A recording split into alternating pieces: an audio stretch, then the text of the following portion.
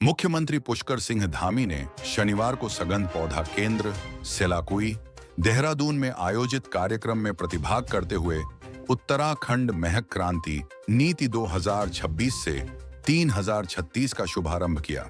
उन्होंने satellite centre Bhauwala का लोकार्पण एवं सघन पौधा केंद्र सेलाकुई स्थित AMSC 14 प्रयोगशाला का भी शिलान्यास किया।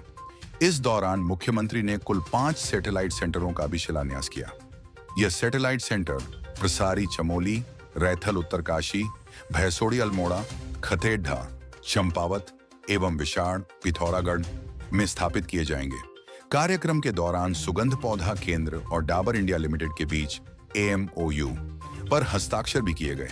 इस समझौता ज्ञापन का उद्देश्य एक्सटेंशन, विस्तार, अनुसंधान एवं विकास, मानव संसाधन विकास, मार्केटिंग आदि के क्षेत्र में कैप और डाबर के बीच सहयोग के लिए एक रूपरेखा तैयार करना है। MOU के दौरान कैप की ओर से निदेशक कैप नृपेंद्र सिंह चौहान एवं डाबर की अधिशासी निदेशक डाबर डा सौरभ लाल मौजूद रहे। मुख्यमंत्री ने कैप के फाउंडर, वैज्ञानिकों एवं लेमन ग्रास, तुलसी की खेती करने वाले किसानों को भी सम्मानित किया। मुख्यमंत्री ने परफ्यूमरी प्रयोगशाला का भी भ्रमण किया। मुख्यमंत्री ने उत्तराखंड महक क्रांति नीति के शुभारंभ को ऐतिहासिक बताते हुए कहा कि इस नीति के अंतर्गत 7 एरोमा वैलियों को विकसित करने की शुरुआत होगी। प्रथम चरण में पिथौरागढ़ में तिमूर वैली, चमोली एवं अल्मोड़ा में डैमस्क रोज वैली, ऊधम सिंह नगर में मिंट वैली, चंपावत और नैनीताल में सिनेमन वैली तथा हरिद्वार और पौड़ी में लेमन ग्रास एवं मिंट वैली विकसित की जाएगी। उन्होंने कहा, इस नीति के अंतर्गत पौधशाला विकास सहयोग, खेती हेतु अनुदान, प्रशिक्षण एवं क्षमता विकास, फसल बीमा तथा पैकेजिंग और ब्रांडिंग जैसी आवश्यकताओं की व्यवस्था की जाएगी। मुख्यमंत्री ने कहा कि नीति के अंतर्गत राज्य में लगभग 23,000 हेक्टेयर क्षेत्र में सुगंधित फसलों की खेती को विकसित कर करीब 1 लाख किसानों को जोड़ने का लक्ष्य रखा है। आगामी 10 वर्षों में राज्य में सुगंधित फसलों की खेती के टर्नओवर को 100 करोड़ रुपए से बढ़ाकर लगभग 1,200 करोड़ रुपए तक पहुंचाने में सफलता मिलेगी, जिससे किसानों के साथ राज्य की आय में अभूतपूर्व वृद्धि होगी। मुख्यमंत्री ने कहा कि प्रधानमंत्री के नेतृत्व राज्य सरकार प्रदेश के किसानों के उत्थान एवं समृद्धि हेतु संकल्पित होकर निरंतर कार्य कर रही है। प्रदेश में किसानों को 3 लाख रुपए तक का ऋण बिना ब्याज के उपलब्ध कराया जा रहा है।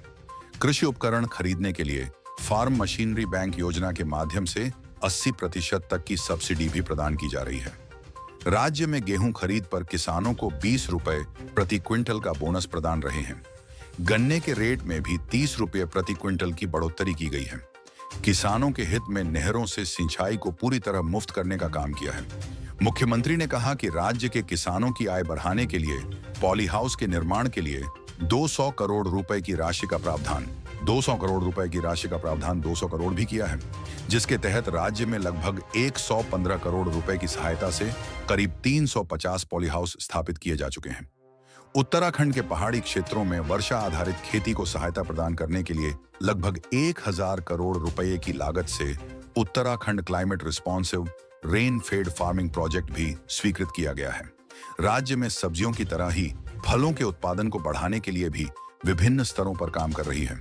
मुख्यमंत्री ने कहा, राज्य सरकार ने 1200 करोड़ रुपए की लागत से नई सेब नीति, कीवी नीति, स्टेट मिलेट मिशन और ड्रैगन फ्रूट नीति जैसी कई योजनाओं को लागू किया है।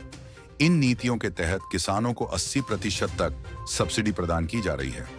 सुगंध उत्पादों को प्रोत्साहित करने के लिए काशीपुर में 40 एकड़ में एरोमा और परफ्यूमरी उद्योगों को बढ़ावा देने के लिए 300 करोड़ से एरोमा पार्क भी विकसित किया जा रहा है। हाउस ऑफ हिमालयाज के माध्यम से सुगंध तेलों को अंतर्राष्ट्रीय पहचान दिलाने की दिशा में भी कार्य कर रहे हैं। धौला देवी, मुनस्यारी और बेताल घाट के चाय बागानों को जैविक चाय बागान के रूप में परिवर्तित किया जा रहा है। मुख्यमंत्री ने कहा, राज्य सरकार मिलेट उत्पादन में निवेश पर 80% तक का अनुदान प्रदान कर रही है।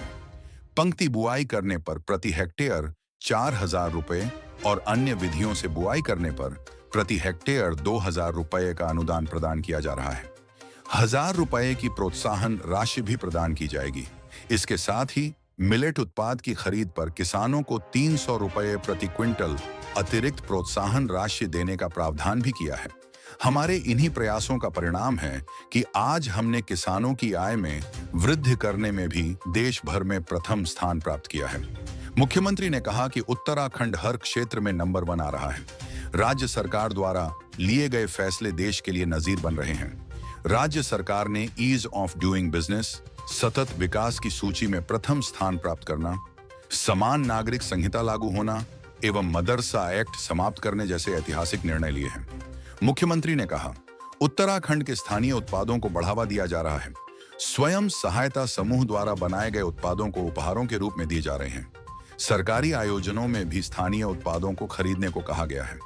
कृषि मंत्री गणेश जोशी ने कहा कि एरोमा के क्षेत्र में उत्तराखंड में अपार संभावनाएं हैं और आने वाले समय में प्रदेश की आर्थिकी को सुदृढ़ करने में एग्री, हॉर्टिकल्चर एवं कैप की महत्वपूर्ण भूमिका होगी।